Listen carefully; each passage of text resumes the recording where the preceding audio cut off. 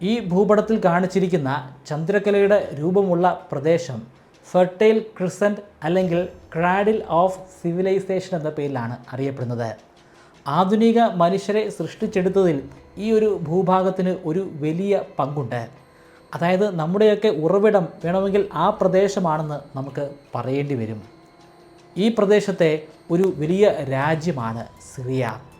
സിറിയയുടെ വളരെ വിചിത്രമായിട്ടുള്ള ഒരു ചരിത്രമാണ് നമ്മൾ നാൾ വഴിയിലൂടെ ഈ വീഡിയോയിൽ പരിശോധിക്കാൻ പോകുന്നത്.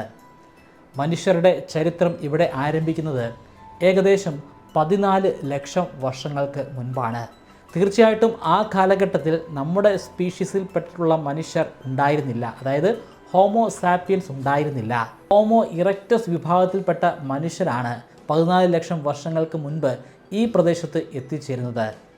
അവർ ഹണ്ടർ ഗ്യാദേഴ്സ് ആയിരുന്നു. അതായത് വേട്ടയാടി ഭക്ഷണം കണ്ടെത്തിയിരുന്ന വിഭാഗത്തിൽപ്പെട്ട ആളുകളായിരുന്നു. അവർ അന്ന് വേട്ടയാടാൻ വേണ്ടി ഉപയോഗിച്ചിട്ടുള്ള പല ആയുധങ്ങളുടെയും കല്ലുകൊണ്ടും പാറ കൊണ്ടും ഒക്കെ നിർമ്മിച്ചിട്ടുള്ള ആയുധങ്ങളുടെയും അവശേഷിപ്പുകൾ പിന്നീട് നമുക്ക് കണ്ടെത്താനും അവയുടെ പ്രായം മനസ്സിലാക്കിയെടുക്കാനും സാധിച്ചിട്ടുണ്ട്. മാത്രമല്ല ഈ ഹോമോ ഇറക്റ്റസിൻ്റെ ഫോസിലുകൾ നിരവധി ഇതേ പ്രദേശത്തു നിന്ന് തന്നെ നമുക്ക് കണ്ടെടുക്കാനും കഴിഞ്ഞിട്ടുണ്ട്. ഏകദേശം ഒരു 2 ലക്ഷം വർഷങ്ങൾക്ക് മുൻപ് ഇതേ പ്രദേശത്ത് തന്നെ ഹോമോ സാപ്പിയൻസും എത്തിച്ചേർന്നു. ഹോമോ സാപ്പിയൻസ് ഹോമോ ഇറക്റ്റസുമായിട്ട് കൂടിക്കലർന്നിട്ടുണ്ട്. ഹോമോ ഇറക്റ്റസുമായിട്ട് മാത്രമല്ല, അത്തരത്തിലുള്ള മനുഷ്യകുലത്തിലെ വ്യത്യസ്തമായിട്ടുള്ള പല സ്പീഷീസുമായിട്ട് കൂടിക്കലരുകയും പ്രത്യുൽപാദനം നടത്തുകയും ചെയ്തിട്ടുണ്ട്. നമ്മുടെയൊക്കെ DNA-യിൽ വ്യത്യസ്തമായിട്ടുള്ള വിവിധ സ്പീഷീസിൽപ്പെട്ട മനുഷ്യരുടെ DNA അടങ്ങിയിട്ടുണ്ട്. 3 ലക്ഷം വർഷങ്ങൾക്ക് മുമ്പ് അല്ലെങ്കിൽ ഒരു 2 ലക്ഷം വർഷങ്ങൾക്ക് മുൻപ് ഇവിടെ എത്തിച്ചേർന്ന മനുഷ്യർ അവരും ഹണ്ടർ ഗ്യാദേഴ്സ് ആയിരുന്നു, അല്ലെങ്കിൽ വേട്ടയാടി ഭക്ഷണം കണ്ടെത്തിയിരുന്നവരാണ്. പിന്നെയും കുറേയധികം വർഷങ്ങൾ കഴിഞ്ഞ് 10,000 BC മുതൽ 4000 BC വരെയുള്ള കാലഘട്ടം. ആ കാലഘട്ടത്തിലാണ് വേട്ടയാടലിൽ നിന്നും പതിയെ കൃഷി രീതികളിലേക്ക് മനുഷ്യർ മാറാൻ തുടങ്ങുന്നത്. ആദ്യമായിട്ട് ഈ പ്രദേശത്ത് കൃഷി ചെയ്തിരുന്നത് ഗോതമ്പും ബാർലിയുമായിരുന്നു. അതിനു പുറമെ മാംസത്തിനും പാലിനും വേണ്ടി ആടിനെയും ഇവർ വളർത്തിയിരുന്നു. വേട്ടയാടി ജീവിക്കുമ്പോൾ നമുക്ക് ഒരു പ്രത്യേക സ്ഥലത്ത് താമസിക്കേണ്ട ആവശ്യമില്ല. നമ്മൾ യാത്ര ചെയ്തുകൊണ്ട് തന്നെ ഇരിക്കുകയാണ്. ഏതെങ്കിലും ഒരു മരച്ചോട്ടിലോ അല്ലെങ്കിൽ ഗുഹയുടെ ഉള്ളിലോ ആയിരിക്കും താമസിക്കുക. പക്ഷേ കൃഷി ചെയ്യാൻ തുടങ്ങിക്കഴിഞ്ഞാൽ അതിൻ്റെ വിളവെടുക്കാനായിട്ട് നമ്മൾ അവിടെ താമസിക്കേണ്ടി വരും. അങ്ങനെയാണ് ആദ്യമായിട്ട് വീടുകൾ പണിതു തുടങ്ങുന്നത്. ജനസംഖ്യ പെരുകുമ്പോൾ കൂടുതൽ വീടുകൾ വേണ്ടിവരും. കൂടുതൽ വീടുകൾ വേണ്ടി വരുമ്പോൾ അവർക്കെല്ലാം ആവശ്യമായിട്ടുള്ള ഇൻഫ്രാസ്ട്രക്ചർ ഫെസിലിറ്റീസ് ഉണ്ടായിരിക്കണം. അങ്ങനെ അത് വലിയ നഗരങ്ങളായിട്ട് മാറുന്നു. 3000 BCക്കും 1200 BCക്കും ഇടയിലുള്ള കാലഘട്ടത്തിലാണ് നാഗരികത അല്ലെങ്കിൽ സിവിലൈസേഷൻ സിറിയയിൽ ഉണ്ടാകുന്നത്. ഈ സിവിലൈസേഷനുകൾക്ക് തൊട്ടടുത്തുള്ള മെസപ്പൊട്ടോമിയൻ സിവിലൈസേഷനുമായിട്ട് വലിയ ബന്ധമുണ്ട്. കാരണം അവർ തമ്മിൽ പരസ്പരം ട്രേഡുകൾ നടത്തിയിരുന്നു. അവിടെയുള്ള ആളുകൾ പല ഘട്ടങ്ങളിലായിട്ട് ഇവിടെ വന്ന് താമസിച്ചിട്ടുമുണ്ടെന്നാണ് ഗവേഷകർ പറയുന്നത്. ഇവിടെ ഒരൊറ്റ സിവിലൈസേഷനല്ല, കുറേയധികം സിവിലൈസേഷനുകളാണ് അല്ലെങ്കിൽ കുറേയധികം സിറ്റികളാണ് ഉണ്ടായിരുന്നത്. അക്കൂട്ടത്തിൽ 2 വലിയ സിറ്റികളുണ്ടായിരുന്നു, എബ്ലയും മാരിയും. എബ്ല സ്ഥിതി ചെയ്യുന്നത് സിറിയയുടെ ഉത്തരഭാഗത്താണ്. സിറിയയിലെ ഇന്നത്തെ ഏറ്റവും വലിപ്പമേറിയിട്ടുള്ള 2ാമത്തെ സിറ്റിയായിട്ടുള്ള അലപ്പ സ്ഥിതി ചെയ്യുന്ന ആ പ്രദേശത്തായിരുന്നു എബ്ലയുടെ സ്ഥാനം. അതേസമയത്ത് മാരി സ്ഥിതി ചെയ്യുന്നത് കിഴക്ക് ഭാഗത്തുള്ള യുഫ്രട്ടീസ് നദിയുടെ തീരത്താണ്. ഇത്തരത്തിൽ തുല്യ ശക്തരായിട്ടുള്ള 2 സിറ്റികൾ ഉയർന്നു വരുമ്പോൾ തീർച്ചയായിട്ടും അവർ തമ്മിൽ തർക്കങ്ങളുണ്ടാകും, വഴക്കുണ്ടാകും, യുദ്ധങ്ങൾ ആരംഭിക്കും. ഇവിടെയും സംഭവിച്ചത് മറിച്ചായിരുന്നില്ല. പ്രധാനമായിട്ടുമുള്ള ഇവരുടെ ഉപജീവനമെന്ന് പറയുന്നത് വ്യാപാരമാണ്. പ്രധാനപ്പെട്ട ട്രേഡ് റൂട്ടുകൾ ഈ 2 നഗരങ്ങളിലൂടെയാണ് കടന്നു പോകുന്നത്. മറ്റു പ്രദേശങ്ങൾ കൂടി കീഴ്പ്പെടുത്തുകയാണെങ്കിൽ അവിടുത്തെ ട്രേഡും സ്വന്തമാക്കാം, കൂടുതൽ സമ്പത്ത് ഉണ്ടാക്കിയെടുക്കാം എന്നുള്ള ചിന്ത ഈ 2 സിറ്റികൾക്കും ഉണ്ടാകുന്നു. അങ്ങനെ 2 സിറ്റികളും പരസ്പരം പൊരുതുകയാണ്. എബ്ലയുടെ ഭരണകർത്താവ് കുറച്ചുകൂടെ വ്യത്യസ്തമായിട്ടുള്ള രീതിയിലാണ് യുദ്ധം പ്ലാൻ ചെയ്യുന്നത്. ഈ 2 സിറ്റികൾക്ക് പുറമെ വേറെയും ഒരുപാട് ചെറിയ സിറ്റികളുണ്ട്. അക്കൂട്ടത്തിൽ ഒരെണ്ണമാണ് നഗർ. അത്തരത്തിലുള്ള നിരവധി സിറ്റികളെ കൂട്ടിച്ചേർത്തിട്ട് എബ്ല ഒരു വലിയ ശക്തിയായിട്ട് മാറി. അങ്ങനെ വർഷങ്ങൾ നീണ്ട യുദ്ധത്തിന് ഒടുവിൽ എബ്ല വിജയിക്കുകയാണ്. പക്ഷേ ആ വിജയം കൊണ്ട് അവർക്ക് കാര്യമായിട്ട് ഒന്നും തന്നെ സ്വന്തമാക്കാൻ സാധിച്ചിരുന്നില്ല. വർഷങ്ങളോളം നീണ്ടു നിന്ന യുദ്ധത്തെ തുടർന്ന് എബ്ല ശരിക്കും ക്ഷയിച്ചു പോയിട്ടുണ്ടായിരുന്നു. അങ്ങനെ ക്ഷയിച്ചു നിൽക്കുന്ന എബ്ലയെ കീഴ്പ്പെടുത്താൻ ഒരു ബാഹ്യശക്തിക്ക് വളരെ എളുപ്പവുമായിരുന്നു. അങ്ങനെയാണ് സർഗോൺ ഓഫ് അക്കാഡ് ഈ പ്രദേശം കീഴ്പ്പെടുത്തി അക്കാഡിയൻ എംപയർ സ്ഥാപിച്ചത്. അക്കാഡിയൻ എംപയർ ഉണ്ടായിരുന്നത് ഈ പ്രദേശത്ത് മാത്രമല്ല, ഈ പ്രദേശവും തൊട്ടടുത്തുള്ള മെസപ്പൊട്ടോമിയ എന്ന് പറയുന്ന ഒരു വലിയ പ്രദേശത്തുമാണ്. അക്കാഡിയൻസ് എബ്ല എന്ന് പറയുന്ന നഗരം പൂർണ്ണമായിട്ട് നശിപ്പിച്ച് കളഞ്ഞു. മാരി അവർ നശിപ്പിച്ചില്ല.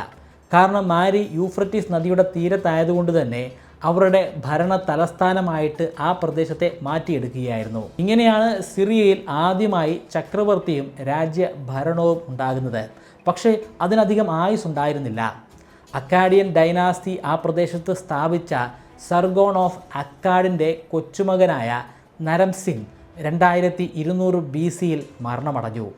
അതിനെ തുടർന്ന് അവിടെ വലിയൊരു ശൂന്യതയാണ് ഉണ്ടായിരുന്നത്. നിരന്തരമായിട്ട് അദ്ദേഹത്തിൻ്റെ മരണത്തിന് മുൻപ് അവിടെ വലിയ രീതിയിലുള്ള പ്രതിഷേധങ്ങളും ആക്രമണങ്ങളും ഒക്കെ നടക്കുമായിരുന്നു. അവിടെ ഉണ്ടായിരുന്ന ലോക്കൽസ് ഭരണം പിടിച്ചടക്കാനായിട്ട് ശ്രമിക്കുമായിരുന്നു. പക്ഷേ നരംസിൻ മരണമടഞ്ഞതോടുകൂടി അവിടെ കൃത്യമായിട്ടുള്ള ഒരു നേതാവ് ഇല്ലാതെയായിപ്പോയി. ഒരു രാജ്യഭരണം എങ്ങനെ ഉണ്ടാക്കിയെടുക്കണമെന്നുള്ള ഒരു ധാരണ ആ കാലഘട്ടത്തിലെ അവിടുത്തെ മനുഷ്യർക്ക് ഉണ്ടായിരുന്നില്ല. അതുകൊണ്ട് തന്നെ കുറച്ചു കാലത്തേക്ക് അവിടെ രാജ്യഭരണം ഒന്നും ഇല്ലാതെ തന്നെ തുടർന്നുപോയി. പിന്നീട് ആ പ്രദേശത്ത് ഒരു രാജ്യഭരണം ഉണ്ടാകുന്നത് അമൊറൈറ്റ് ട്രൈബ്സിലൂടെയാണ്. അമൊറൈറ്റ് ട്രൈബ്സ് ഒറ്റയടിക്ക് ഈ സിറിയ എന്ന പ്രദേശം കീഴ്പ്പെടുത്തുകയായിരുന്നില്ല. അമൊറൈറ്റ്സ് ആദ്യം ബാബിലോണിയ എന്ന് പറയുന്ന ഒരു വലിയ സിറ്റി അവർ സ്ഥാപിക്കുകയായിരുന്നു. ശരിക്കും പറഞ്ഞാൽ ബാബിലോണിയ സ്ഥാപിച്ചത് ഇവരായിരുന്നില്ല. ഇവർക്ക് മുമ്പുണ്ടായിരുന്ന അക്കാഡിയൻ ഡൈനാസ്റ്റിയാണ് ബാബിലോണിയ സ്ഥാപിച്ചത്. പക്ഷേ ബാബിലോണിയ അത്ര ഫേമസ് ഒന്നുമായില്ല. അതിനെ വലിയൊരു പട്ടണമാക്കി അല്ലെങ്കിൽ ഒരു രാജ്യ തലസ്ഥാനമാക്കി മാറ്റുന്നത് അമൊറൈറ്റ്സ് ആണ്. അമൊറൈറ്റ്സ് എന്ന പേരിൻ്റെ അർത്ഥം വെസ്റ്റേണേഴ്സ് എന്നാണ്. അതായത് പടിഞ്ഞാറ് ഭാഗത്ത് ജീവിക്കുന്ന ആളുകൾ എന്നാണ്. സിറിയയുടെ പടിഞ്ഞാറ് ഭാഗത്തുണ്ടായിരുന്ന മരുഭൂ പ്രദേശത്താണ് ഇവരുടെ ഉറവിടം. അതുകൊണ്ടാണ് ഇവർക്ക് അങ്ങനെയുള്ള ഒരു പേര് കിട്ടുന്നത്. എന്തായാലും ബാബിലോണിയയിൽ ഒരു വലിയ പട്ടണം സ്ഥാപിക്കുകയും ആ ബാബിലോണിയെ ചുറ്റിപ്പറ്റി നിരവധി പ്രദേശങ്ങൾ കീഴ്പ്പെടുത്തുകയും ചെയ്തു. ഇന്നത്തെ ബാബിലോണിയ നിൽക്കുന്ന പ്രദേശം ഇറാഖിൻ്റെ ഭാഗമാണ്. പക്ഷേ ബാബിലോണിയ പൂർണ്ണമായിട്ടും ഇറാഖിലായിരുന്നു എന്നും പറയാൻ സാധിക്കുകയില്ല. ബാബിലോണിയ ഒരു വലിയ പ്രദേശമായിരുന്നു ആ കാലഘട്ടത്തിൽ. അതിൻ്റെ കുറേയധികം ഭാഗങ്ങൾ സിറിയയിലും വരുന്നുണ്ട്. അതുകൊണ്ട് തന്നെ അമൊറൈറ്റ് രാജാവായിരുന്ന ഹുമറബി ബാബിലോണിയ സ്ഥാപിച്ച ആ ഘട്ടത്തിൽ തന്നെ സിറിയയുടെ കുറേയധികം ഭാഗങ്ങൾ ഇവരുടെ അണ്ടറിലായി. പിന്നീട് പല രാജാക്കന്മാർ മാറി മാറി ഭരിച്ചു. അവരുടെ അടുത്ത തലമുറയിൽപ്പെട്ട രാജാക്കന്മാർ. ഓരോ രാജാവും ആ പ്രദേശം കുറേ കൂടെ വിപുലമാക്കിക്കൊണ്ടേയിരുന്നു. കുറേയധികം വർഷങ്ങൾക്ക് ശേഷം മാത്രമാണ് സിറിയയുടെ ഇന്നത്തെ തലസ്ഥാനമായ ദമാസ്കസ് വരെ കീഴ്പ്പെടുത്താൻ അമൊറൈറ്റ്സിന് സാധ്യമായത്. അമൊറൈറ്റ്സിൻ്റെ ഡൈനാസ്റ്റി അറിയപ്പെടുന്നത് ബാബിലോണിയൻ ഡൈനാസ്റ്റി എന്ന പേരിലാണ്.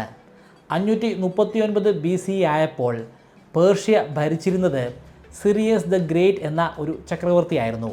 അതിശക്തനായിട്ടുള്ള ആ ചക്രവർത്തി ഈ പ്രദേശം കീഴ്പ്പെടുത്തി. 331 BC ഗ്രീസിലെ ചക്രവർത്തിയായിരുന്ന അലക്സാണ്ടർ ദ ഗ്രേറ്റ് പേർഷ്യ ആക്രമിക്കുന്നത്. അന്ന് പേർഷ്യ ലോകത്തിലെ ഏറ്റവും കൂടുതൽ പ്രദേശം അടക്കി ഭരിച്ചിരുന്ന ഒരു വലിയ ശക്തിയായിരുന്നു. ഒരൊറ്റ യുദ്ധത്തിലൂടെ ആയിരുന്നില്ല അലക്സാണ്ടർ പേർഷ്യയെ കീഴ്പ്പെടുത്തിയത്. നിരവധി യുദ്ധങ്ങളുണ്ടായിരുന്നു, വ്യത്യസ്തമായിട്ടുള്ള യുദ്ധതന്ത്രങ്ങളുണ്ടായിരുന്നു. എങ്ങനെയാണ് പേർഷ്യ കീഴ്പ്പെടുത്തിയതെന്ന് വളരെ വിശദമായിട്ട് തന്നെ അലക്സാണ്ടറിൻ്റെ ജീവചരിത്രം വിവരിക്കുന്ന വീഡിയോയിൽ ഞാൻ പറഞ്ഞിട്ടുണ്ട്. അതുകൊണ്ട് തന്നെ ആ ഡീറ്റെയിൽസിലേക്ക് ഞാൻ കടക്കുന്നില്ല. താല്പര്യമുള്ളവർക്ക് അതിൻ്റെ ലിങ്ക് ഞാൻ ഐ ബട്ടണിലും ഡിസ്ക്രിപ്ഷനിലും കൊടുത്തേക്കാം, പരിശോധിക്കുക. ബാറ്റിൽ ഓഫ് ഗോഗമേള എന്ന് പറയുന്ന യുദ്ധത്തിൽ ഡാർസ്യൂസ് മൂന്നാമനെ കൊലപ്പെടുത്തിയതിന് ശേഷമാണ് അലക്സാണ്ടർ ദ ഗ്രേറ്റ് സിറിയയിലേക്ക് കടക്കുന്നത്. അലക്സാണ്ടർ ഓരോ പ്രദേശവും കീഴ്പ്പെടുത്തിയതിന് ശേഷം ആ പ്രദേശത്ത് നേരിട്ട് ഭരിക്കുകയല്ല ചെയ്യുന്നത്. കാരണം അദ്ദേഹത്തിൻ്റെ ലക്ഷ്യം ഭൂമിയെ മൊത്തത്തിൽ കീഴ്പ്പെടുത്തുക എന്നതാണ്. അതുകൊണ്ട് തന്നെ അദ്ദേഹത്തിൻ്റെ ഏതെങ്കിലും ഒരു ജനറലിന് ആ പ്രദേശത്തിൻ്റെ അധികാരം താൽക്കാലികമായിട്ട് കൊടുത്തതിന് ശേഷം അദ്ദേഹത്തിൻ്റെ യുദ്ധവുമായിട്ട് തുടർന്നു പോകുന്നു. ഈജിപ്റ്റ് കൊടുക്കുന്നത് ടോളമിക്കാണ്. അതുപോലെ തന്നെ സിറിയയും അദ്ദേഹം മറ്റൊരു ജനറലിന് കൊടുത്തു. അതിനുശേഷം അദ്ദേഹം യുദ്ധം ചെയ്തു പോവുകയും പിന്നീട് മരണമടയുകയും ചെയ്തു. അദ്ദേഹത്തിൻ്റെ മരണശേഷം ഈ ജനറൽമാർ അവർക്ക് ലഭ്യമാക്കിയിരുന്ന പ്രദേശത്തെ ചക്രവർത്തിമാരായിട്ട് അല്ലെങ്കിൽ രാജാക്കന്മാരായിട്ട് മാറുകയാണ്. അങ്ങനെയാണ് ഈജിപ്തിൽ ടോളമി ഡൈനാസ്റ്റി ഉണ്ടാകുന്നത്. ആ ടോളമി ഡൈനാസ്റ്റിയുടെ ഒരു ഭാഗമായിട്ടാണ് ക്ലിയോപാട്ര ഉണ്ടാകുന്നത്. ക്ലിയോപാട്ര എങ്ങനെയാണ് പിന്നീട് ചക്രവർത്തി ആയതെന്നും ക്ലിയോപാട്രയുടെ ജീവിതം എങ്ങനെയായിരുന്നു എന്നും ഒക്കെ വിവരിക്കുന്ന വീഡിയോ ഞാൻ വേറെ ചെയ്തിട്ടുണ്ട്. അതിൻ്റെ ലിങ്ക് ഞാൻ ഐ ബട്ടണിൽ കൊടുത്തേക്കാം. ഈജിപ്തിൽ ടോളമിക് കിങ്ഡം ഉണ്ടായതുപോലെ സിറിയയിൽ ഉണ്ടായത് സെലൂസിഡ് എംപയർ ആണ്. ഈ കാലഘട്ടത്തിലാണ് അവിടെ ഹെലനിസ്റ്റിക് ഇൻഫ്ലുവൻസ് ഉണ്ടാകുന്നത്. ഹെലനിസ്റ്റിക് ഇൻഫ്ലുവൻസ് കൊണ്ട് ഉദ്ദേശിക്കുന്നത് ഗ്രീക്ക് കൾച്ചർ അവിടെ എത്തപ്പെടുന്നു എന്നാണ്. കാരണം ഇപ്പോൾ ആ പ്രദേശം ഭരിക്കുന്നത് ഒരു ഗ്രീക്കുകാരനായിട്ടുള്ള ജനറലാണ്. ആ ജനറൽ ഇപ്പോഴവിടുത്തെ ചക്രവർത്തിയാണ്.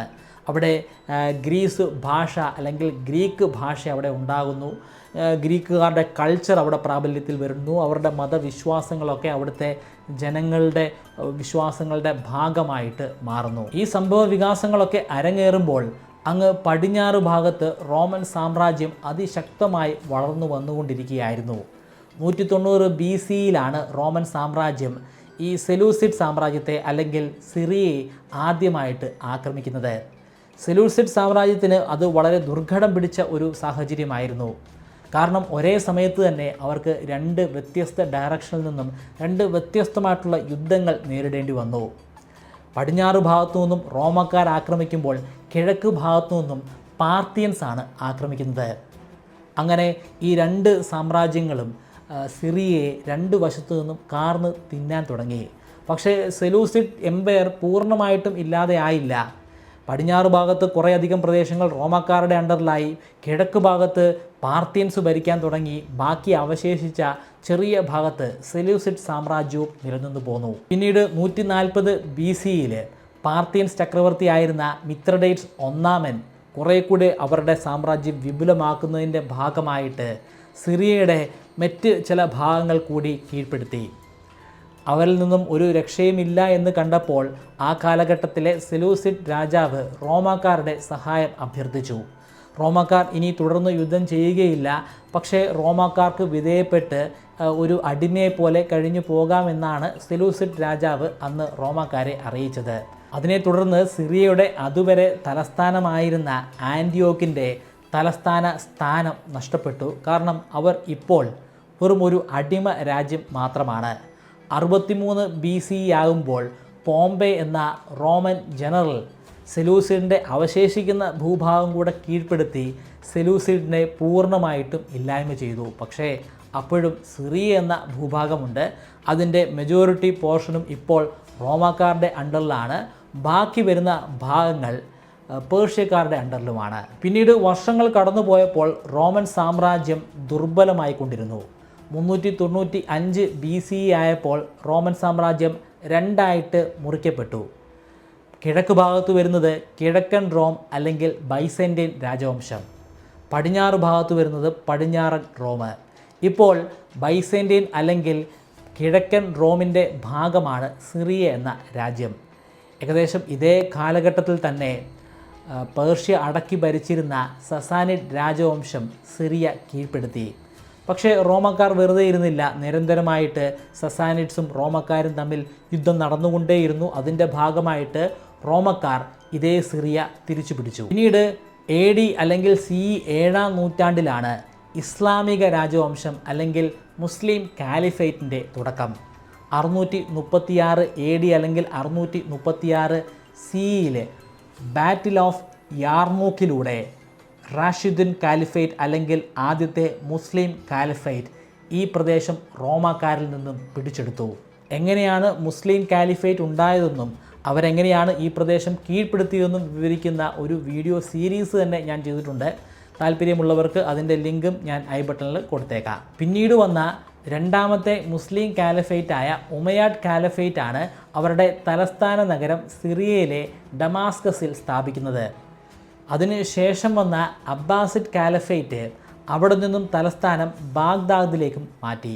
ബാഗ്ദാദ് ഇന്നത്തെ ഇറാഖിലാണ് സ്ഥിതി ചെയ്യുന്നത്. 9-ാം നൂറ്റാണ്ടായപ്പോൾ അറബികൾക്ക് സിറിയ നഷ്ടപ്പെട്ടു. ആ കാലഘട്ടത്തിൽ ഈജിപ്റ്റ് കേന്ദ്രീകരിച്ച് ഭരിച്ചിരുന്ന ടുലിനിഡ്സ് ആ പ്രദേശം കീഴ്പ്പെടുത്തുകയായിരുന്നു. പക്ഷേ ടുലിനിഡ്സിന് കുറേയധികം കാലം ആ പ്രദേശം കയ്യിൽ വെച്ചുകൊണ്ടിരിക്കാൻ സാധിച്ചിരുന്നില്ല. അതിനുശേഷം വന്ന ഫാത്തിമറ്റ് കാലിഫേറ്റ് ആ പ്രദേശം വീണ്ടെടുക്കുകയാണ് ഉണ്ടായത്. 11-ാം നൂറ്റാണ്ടിൽ തുർക്കികളുടെ സെൽജൂക്സ് സിറിയ അടക്കി ഭരിച്ചു. പിന്നീട് 1098 മുതൽ 1291 വരെ ഈ പ്രദേശം ക്രൂസൈഡ് സ്റ്റേറ്റിൻ്റെ അണ്ടറിലായിരുന്നു. അതായത് കുരിശു യുദ്ധം നടക്കുന്ന കാലഘട്ടത്തിൽ കുരിശു യുദ്ധത്തിൻ്റെ ഭാഗത്തുള്ള ഒരു സ്റ്റേറ്റായിട്ട് ഇത് മാറി. പക്ഷേ പിന്നീട് അയ്യൂബിഡ് ഡൈനാസ്റ്റിയിലൂടെ മുസ്ലിംസ് ഈ പ്രദേശം തിരിച്ചു പിടിക്കുന്നുണ്ട്. 13-ാം നൂറ്റാണ്ടിൽ സിറിയ മാംലൂക്കിൻ്റെ അണ്ടറിലായിരുന്നു. പിന്നീട് 1516 നടന്ന ബാറ്റിൽ ഓഫ് മാർച്ച് ദാബക്കിലൂടെ മാംലൂക്കിനെ ഓട്ടോമൻ സാമ്രാജ്യം കീഴ്പ്പെടുത്തി. അവിടുന്ന് അങ്ങോട്ടുള്ള 400 വർഷം ഈ പ്രദേശം ഓട്ടോമൻ സാമ്രാജ്യത്തിൻ്റെ അണ്ടറിലായിരുന്നു. 1920 ഒന്നാം ലോക മഹായുദ്ധം അവസാനിച്ചു. ആ യുദ്ധം അവസാനിച്ചതോടുകൂടി ഓട്ടോമൻ സാമ്രാജ്യവും ഇല്ലാതെയായി. ഓട്ടോമൻ സാമ്രാജ്യത്തിൻ്റെ അണ്ടറിലുണ്ടായിരുന്ന സിറിയ ലീഗ് ഓഫ് നേഷൻ്റെ നിർദ്ദേശപ്രകാരം ഫ്രാൻസിൻ്റെ അണ്ടറിലായി. അന്ന് സിറിയ എന്ന് പറയുന്ന ഒരു വലിയ രാജ്യമായിട്ട് നമുക്ക് എടുക്കാൻ സാധിക്കുകയില്ല. സിറിയ പല പല ചെറു കഷ്ണങ്ങളായിരുന്നു. അതിനെയെല്ലാം കൺട്രോൾ ചെയ്യുന്നത് ഫ്രാൻസുമായിരുന്നു.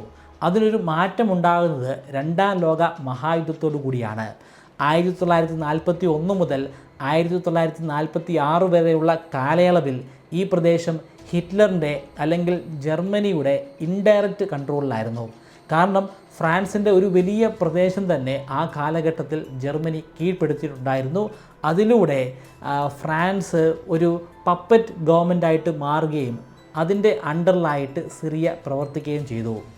രണ്ടാം ലോക മഹായുദ്ധം അവസാനിച്ചതോടുകൂടിയാണ് സിറിയയ്ക്ക് സ്വാതന്ത്ര്യം കിട്ടുന്നത്. വർഷം 1946. 1948 നടന്ന അറബ് ഇസ്രയേലി യുദ്ധത്തിൽ സിറിയ പങ്കെടുക്കുന്നുണ്ട്. ആ യുദ്ധത്തിലൂടെയാണ് അവർക്ക് ഗോലൻ ഹൈറ്റ്സ് അന്ന് നഷ്ടപ്പെട്ടത്. പിന്നീട് 1958 യുണൈറ്റഡ് അറബ് റിപ്പബ്ലിക്കിൻ്റെ ഭാഗമായിട്ട് ഇവർ മാറിയെങ്കിലും അതിന് അധികം ആയുസ്സുണ്ടായിരുന്നില്ല. 1961 അത് തകർന്നില്ലാതെയാവുകയും സിറിയ വീണ്ടും സിറിയ എന്ന ഒരു രാജ്യമായിട്ട് മാറുകയും ചെയ്തു. 1970 ഹഫീദ് അൽ അസദ് എന്ന വ്യക്തി അവിടെ നിലവിലുണ്ടായിരുന്ന ഗവൺമെൻറ്റിനെ അട്ടിമറിച്ചുകൊണ്ട് അവിടുത്തെ പ്രസിഡൻ്റായിട്ട് മാറി. അയാൾ ഒരു തികഞ്ഞ ഏകാധിപതിയും അതിക്രൂരനായിട്ടുള്ള ഒരു ഭരണകർത്താവുമായിരുന്നു. അയാൾക്ക് 30 വർഷക്കാലം അവിടെ തുടർച്ചയായിട്ട് ഭരിക്കാനും സാധിച്ചു. ആ കാലയളവിൽ നിരവധി കൊലപാതകങ്ങളാണ് അയാൾ ചെയ്തു കൂട്ടിയത്. അയാൾക്കെതിരെ ഒരു ചെറുവിരൽ അനക്കിയിരുന്ന വ്യക്തിയെപ്പോലും ക്രൂരമായിട്ട് അയാൾ കൊല ചെയ്തിരുന്നു. പിന്നീട് 2000 അയാൾ മരണമടയുന്നത്. അതിനുശേഷം അയാളുടെ മകനായ ബഷർ അസാദ് അധികാരത്തിലേക്ക് വന്നു. അച്ഛനേക്കാൾ ക്രൂരനായിട്ടുള്ള ഒരു ഏകാധിപതിയായിരുന്നു ബഷർ. സ്വന്തം കാര്യങ്ങൾക്ക് മാത്രം പ്രാധാന്യം കൊടുത്തിരുന്ന ബഷർ എന്ന പ്രസിഡന്റ് ഭരണകാര്യങ്ങളിൽ ഒരു വലിയ പരാജയമായിരുന്നു. അതിനെ തുടർന്ന് സാമ്പത്തികമായിട്ട് സിറിയ തകർന്നടിഞ്ഞു. അതിനു മുൻപും മെച്ചമൊന്നും ആയിരുന്നില്ല. പക്ഷേ ഇപ്പോൾ ഒരു നേരം ഭക്ഷിക്കാൻ പോലും മിക്ക സിറിയക്കാർക്കും സാധ്യമാകുന്നില്ല. അത്തരത്തിൽ ആ രാജ്യം കൂപ്പുകുത്തിയിരിക്കുന്നു. അതിനെ തുടർന്ന് വലിയ രീതിയിലുള്ള പ്രതിഷേധങ്ങൾ ഉയർന്നുവെങ്കിലും ബഷർ അധികാരിയായിട്ട് തന്നെ തുടർന്നു പോകുന്നു. ചെറിയൊരു മാറ്റം സംഭവിക്കുന്നത് അറബ് വസന്തത്തോടുകൂടി അല്ലെങ്കിൽ അറബ് സ്പ്രിങ്ങിലൂടെയാണ്. അറബ് സ്പ്രിങ് മറ്റ് രാജ്യങ്ങളിൽ വ്യാപിച്ചതുപോലെ തന്നെ സിറിയയിലും വ്യാപിച്ചു. ആദ്യഘട്ടങ്ങളിലൊക്കെ സമാധാനപരമായിട്ടുള്ള പ്രതിഷേധങ്ങളായിരുന്നു ജനങ്ങൾ അല്ലെങ്കിൽ പ്രൊട്ടസ്റ്റേഴ്സ് ആ കാലഘട്ടങ്ങളിൽ നടത്തിയിരുന്നത്. പക്ഷേ അതിക്രൂരമായിട്ടാണ് അതിന് മറുപടി ബഷർ നൽകിയിരുന്നത്. ക്രൂരമായിട്ട് തന്നെ അവരെ അടിച്ചമർത്തുകയും കൊല ചെയ്യുകയും അയാൾ ചെയ്തു. അതിനെ തുടർന്ന് പ്രൊട്ടസ്റ്റേഴ്സ് കൂടുതൽ വയലൻ്റായി. അമേരിക്ക ഉൾപ്പെടെയുള്ള വിദേശ രാജ്യങ്ങൾ പ്രൊട്ടസ്റ്റേഴ്സിനെ സാമ്പത്തികമായിട്ട് സഹായിക്കാൻ തുടങ്ങി. അവർക്ക് ആവശ്യമായിട്ടുള്ള യുദ്ധക്കോപ്പുകൾ സൗജന്യമായിട്ട് കൊടുക്കാനും തുടങ്ങി. മാത്രമല്ല അതുവരെ അസദ് ഗവൺമെൻറ്റിൻ്റെ ഭാഗമായിട്ടുണ്ടായിരുന്ന പല മിലിറ്ററി ഓഫീഷ്യലുകളും കൂറുമാറി പ്രൊട്ടസ്റ്റേഴ്സിനോടൊപ്പം കൂടിച്ചേർന്ന് യുദ്ധം ചെയ്യാൻ തുടങ്ങി. കാര്യങ്ങൾ ഇങ്ങനെ പോവുകയാണെങ്കിൽ ഭരണം തൻ്റെ കയ്യിൽ നിന്നും നഷ്ടമാകുമെന്ന് ഉറപ്പായ ബഷർ മറ്റൊരു കുശാഗ്ര ബുദ്ധിയാണ് ഇത്തവണ ഇറക്കിയത്. അയാൾ ജയിൽ അടച്ചിട്ടിരുന്ന പല തീവ്രവാദി ഗ്രൂപ്പുകളെയും റിലീസ് ചെയ്തു. അങ്ങനെ തീവ്രവാദ ഗ്രൂപ്പുകൾ വെളിയിലേക്ക് വന്നു കഴിഞ്ഞാൽ അവർ ഉറപ്പായിട്ടും ആ റെബല്യൻ്റെ ഒരു ഭാഗമായി മാറുമെന്ന് അയാൾക്കറിയാമായിരുന്നു. തനിക്കെതിരെ തന്നെ അവർ യുദ്ധം ചെയ്യുമെന്നും അറിയാമായിരുന്നു. അപ്പോൾ തീവ്രവാദികളുടെ ഒരു സാന്നിധ്യം ആ യുദ്ധത്തിലുണ്ടാകും. വിദേശ രാജ്യങ്ങളോട് അയാൾക്ക് ധൈര്യമായിട്ട് തന്നെ പറയാം, നിങ്ങൾ പണം കൊടുക്കുന്നത് തീവ്രവാദികൾക്കാണ്, തീവ്രവാദികൾക്ക് എതിരെ പണം കൊടുക്കുന്നത് തെറ്റായിട്ടുള്ളൊരു കാര്യമായിട്ട് കരുതി വിദേശ രാജ്യങ്ങൾ പണം കൊടുക്കുന്നത് നിർത്തുമെന്നാണ് അയാൾ ആ ഘട്ടത്തിൽ ചിന്തിക്കുന്നത്. ഇതിൻ്റെ ഭാഗമായിട്ടാണ് അൽ ഖ്വയ്ദ എന്ന തീവ്രവാദ ഗ്രൂപ്പ് ഈ യുദ്ധത്തിൻ്റെ ഭാഗമായിട്ട് മാറുന്നത്.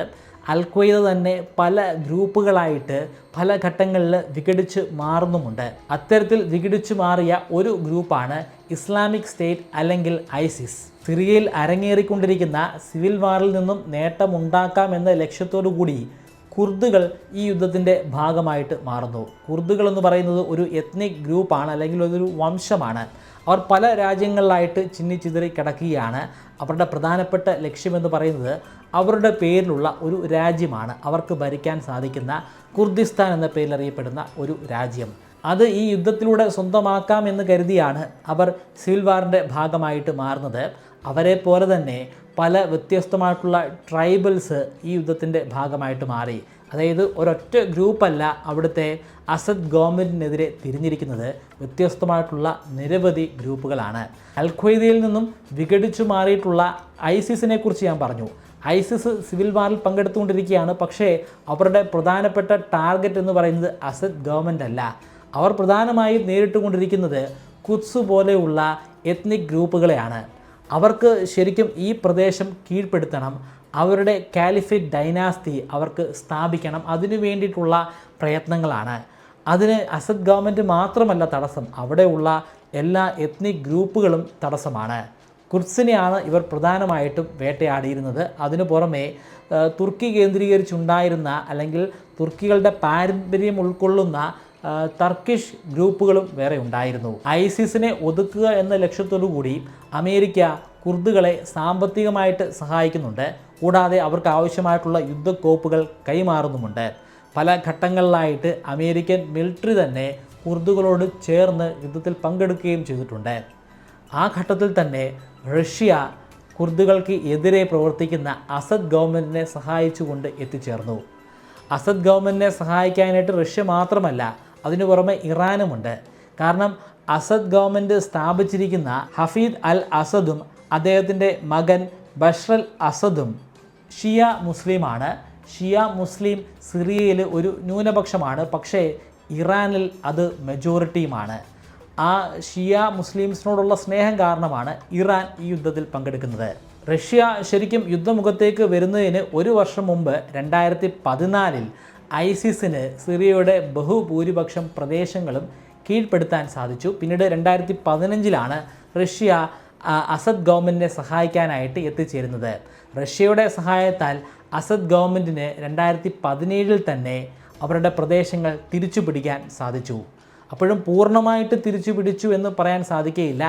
ഐസിസ് അപ്പോഴും ഒരു വലിയ ശക്തിയായിട്ട് അവിടെ നിൽപ്പുണ്ടായിരുന്നു. ആ ഘട്ടത്തിൽ സിറിയയുടെ ഉത്തരഭാഗവും കിഴക്ക് ഭാഗവും കുർദുകളുടെയും മറ്റ് എത്നിക് ഗ്രൂപ്പുകളുടെയും അണ്ടറിലാണ്.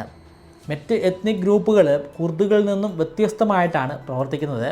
കുർദുകളെ സഹായിക്കുന്നത് അമേരിക്കയാണെങ്കിൽ മറ്റ് എത്നിക് ഗ്രൂപ്പുകളെ സഹായിക്കുന്നത് തുർക്കിയും സൗദി അറേബ്യയുമാണ്. ഈ സിവിൽ വാർ മറ്റ് സിവിൽ വാറുകളിൽ നിന്നൊക്കെ വളരെ വ്യത്യസ്തമാണ്. കാരണം പല ഘട്ടങ്ങളിലും ഒരു ലക്ഷ്യവുമില്ലാതെയാണ് യുദ്ധം നടക്കുന്നത്.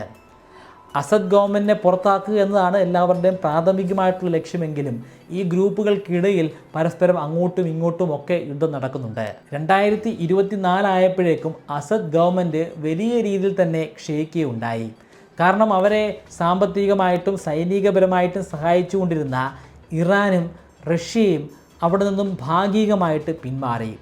റഷ്യ കഴിഞ്ഞ 2 വർഷമായിട്ട് യുദ്ധത്തിൽ ഏർപ്പെട്ടുകൊണ്ടിരിക്കുകയാണ്. അതുകൊണ്ട് തന്നെ അവരുടെ യുദ്ധ ആവശ്യങ്ങൾക്ക് വേണ്ടി സിറിയയിൽ നിന്നും അവരുടെ ട്രൂപ്പിനെ പിൻവലിച്ചു. ഇറാന് വലിയൊരു തലവേദനയാണ് ഇസ്രയേലുമായിട്ട് കൊമ്പ് കോർക്കുന്നതിൻ്റെ ഭാഗമായിട്ടും അവരുടെ സേനയും അവരവിടെ നിന്നും പിൻവലിച്ചു. അസദ് ഗവൺമെൻറ് ദുർബലമാകുന്നു എന്ന് കണ്ടപ്പോൾ അൽ ഖ്വയ്ദയിൽ നിന്നും പിന്നീട് വിഘടിച്ചു മാറിയ HTS എന്ന ഒരു ഗ്രൂപ്പ്, ഒരു തീവ്രവാദ ഗ്രൂപ്പ് എന്ന് തന്നെ നമുക്ക് വിശേഷിപ്പിക്കാം. അവർ ആദ്യം സിറിയയിലെ ഏറ്റവും വലിയ രണ്ടാമത്തെ നഗരമായിട്ടുള്ള അലപ്പോ കീഴ്പ്പെടുത്തി. ഒട്ടും വൈകാതെ തന്നെ ദമാസ്കസ് എന്ന് പറയുന്ന ഏറ്റവും വലിയ സിറ്റിയും കീഴ്പ്പെടുത്തി. ആ സിറ്റി കീഴ്പ്പെടുത്തുന്ന ഘട്ടത്തിൽ നിലവിലെ പ്രസിഡൻ്റായിട്ടുള്ള ബഷർ അൽ അസാദ് അവിടെ നിന്നും പലായനം ചെയ്തിരിക്കുന്നു. അസദ് ഗവൺമെൻറ് ഇവിടെ നിലം പതിക്കുകയാണ്. 50 വർഷം നീണ്ടുനിന്ന ഭരണം അവസാനിച്ചിരിക്കുന്നു. പക്ഷേ ഇതോടുകൂടി അവിടുത്തെ സിവിൽ വാർ അവസാനിക്കുന്നു എന്ന് പറയാൻ സാധിക്കുകയില്ല. കാരണം ഒരുപാട് ഗ്രൂപ്പുകൾ അതിൻ്റെ ഉള്ളിൽ തന്നെ ഉണ്ട്. അവർക്കെല്ലാം നേടിയെടുക്കേണ്ടത് ഭരണമാണ്. ഇപ്പോൾ മുൻതൂക്കം ലഭ്യമായിരിക്കുന്നത് HTS എന്ന് പറയുന്ന അൽ ഖ്വയ്ദയുടെ ഗ്രൂപ്പിനാണെങ്കിൽ പോലും അവിടെ കുർദുകൾ ഇപ്പോഴും ശക്തമാണ്, ഐസിസ് ശക്തമാണ്, അതുപോലെ മറ്റ് എത്നിക് ഗ്രൂപ്പുകളും ശക്തമായിട്ട് തന്നെ നിലനിൽക്കുന്നുണ്ട്. ഈ അസദ് ഗവൺമെൻറ്റുമായിട്ടുള്ള യുദ്ധം അവസാനിച്ചു എങ്കിൽ പോലും അവിടുത്തെ സിവിൽ വാർ അവസാനിക്കാൻ പോകുന്നില്ല. അതിൻ്റെ അർത്ഥം സാധാരണക്കാർ ഇനിയും അവിടെ കൊല ചെയ്യപ്പെട്ടുകൊണ്ട് തന്നെ ഇരിക്കും. എന്നാണ് സിറിയ ശാന്തതയുടെ ഒരു രാജ്യമായി മാറുന്നതെന്ന് നമുക്ക് ഇപ്പോഴൊന്നും പറയാൻ സാധിക്കുന്നതല്ല. ഇത്തരത്തിലുള്ള ചരിത്ര വീഡിയോകൾ കാണാൻ നിങ്ങൾക്ക് താല്പര്യമുണ്ടെങ്കിൽ ഈ ചാനൽ ഒന്ന് സബ്സ്ക്രൈബ് ചെയ്യുക.